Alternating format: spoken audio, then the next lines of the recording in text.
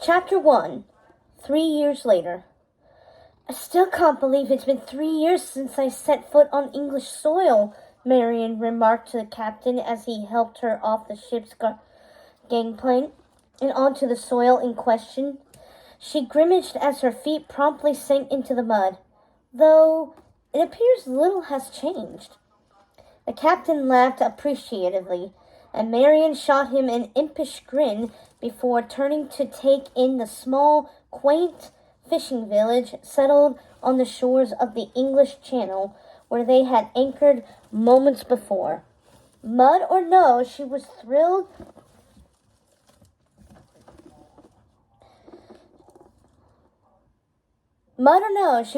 to be back in the land of her childhood.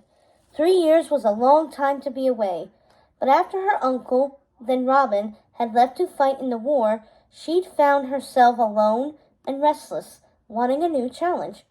So, she had decided to make good use of her time going back to her home country and enrolling in a university program where she was allowed to study politics and even join the archery club. Thanks to her childhood antics with Robin, she'd always been good with a bow. It was the politics that interested her most, and always had.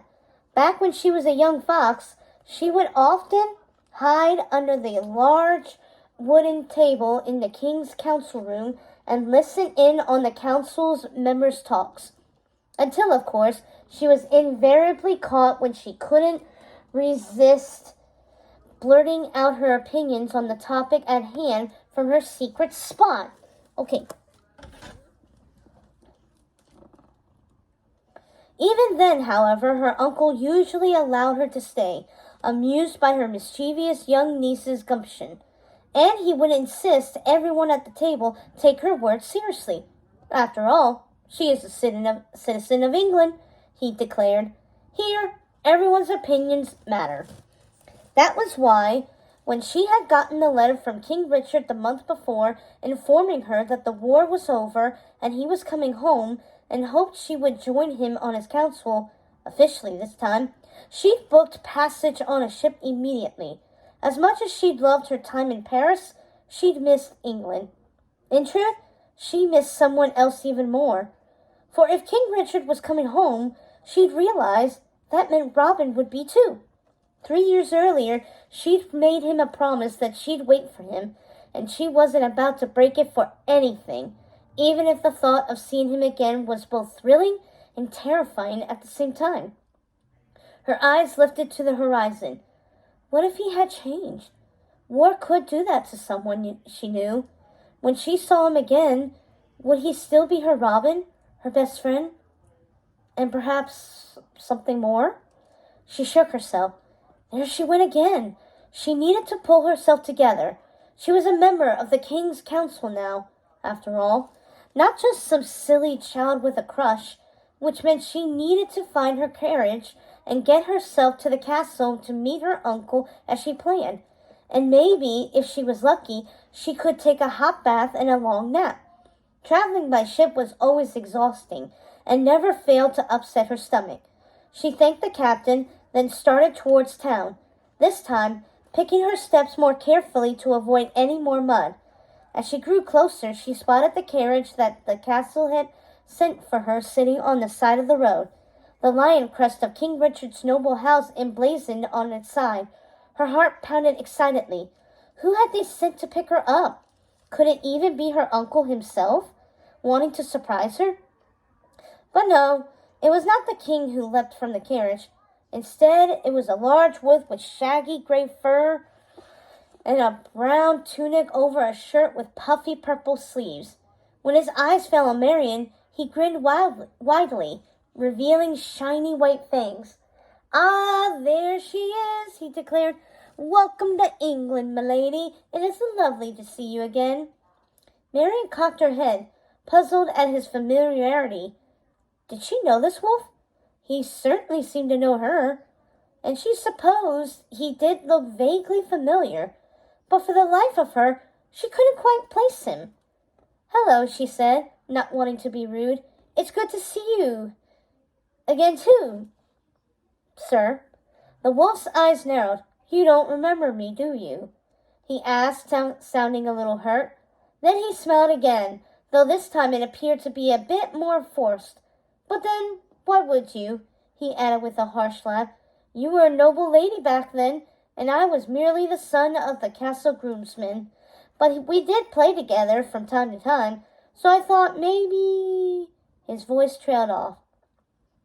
Marian pursed her lips, thinking hard for some recollection of this. It took a moment, but at last she thought she remembered. A young wolf cub at the castle who had always begged to join in on her and Robin's games, which would have been fine, of course, except that every time they did decide to include him, he would invariably attempt to cheat, and wouldn't be nice to them if they dared point it out. And heaven forbid he lose at something. They'd never hear the end of it. Not her favorite childhood companion by any means. But that was many years ago, she scolded herself. Surely he's changed like the rest of us. I'm so sorry, she said, smiling as wildly as she could. I'm just a bit off my long journey. Of course I remember you. Eustace, right? And so lovely to see you again. The wolf smirked, looking satisfied. Likewise, Lady Marian, he said.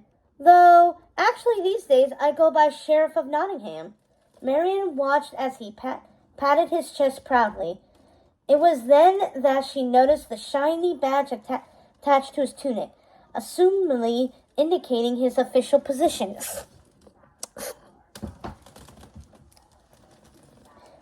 Well, she exclaimed, trying to keep her voice light. A sheriff! That's impressive! And surprising, too, she thought, as she tried to imagine the cheating little wolf cub now tasked with upholding the law of the land. It wasn't the first job she would have imagined him in, that was for sure. Oh, it gets me by, the sheriff said, wavering her off as if she'd embarrassed him. Then he motioned for her to enter the carriage. Of course, it's not always easy, you know, what with all the lawless creatures of this kingdom trying to take advantage of the crown.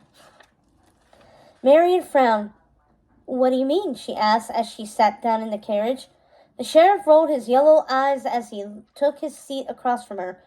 Oh, I'm sure it's nothing interesting to a grand lady like yourself, he said dismissively. But let's just say I've been forced to lay down the law round these parts every once in a while. Keep these subjects in line, not to mention collect the taxes. It's an important job, though it doesn't always endear me to the king's subjects. He added with a dismissive laugh. But you know how commoners can be, always happy to take handouts, but never interested in parting with any coin of their own, even for the good of the realm, he smirked. Of course, I have my ways of helping them see the light. I see, Marian said, though she didn't much like what he was implying. She could only imagine his methods, and she was pretty sure they weren't well-intentioned. She was definitely going to need to speak to her uncle about this character when she'd secured her place on the council. Bah, it's all in a day's work, the sheriff added airily, as if she just complimented him on his achievements. After all, we don't want Prince John's kingdom to fall apart. You understand? Not on my watch, anyway. Prince John's kingdom? Marian repeated, frowning.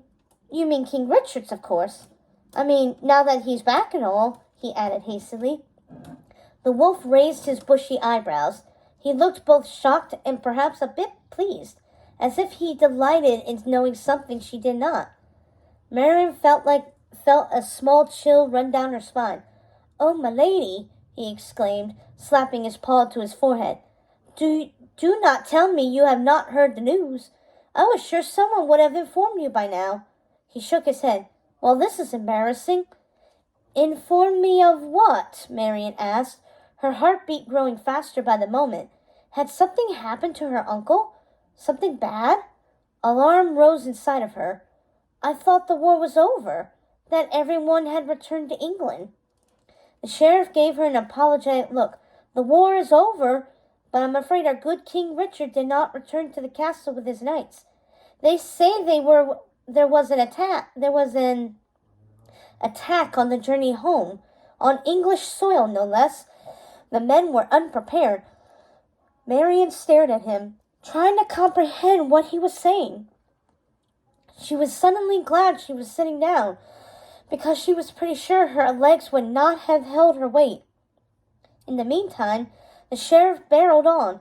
We don't know who was responsible, or the reason for the attack, for that matter, but for all we know it was random, simple bandits looking to plunder from good, God-fearing folk.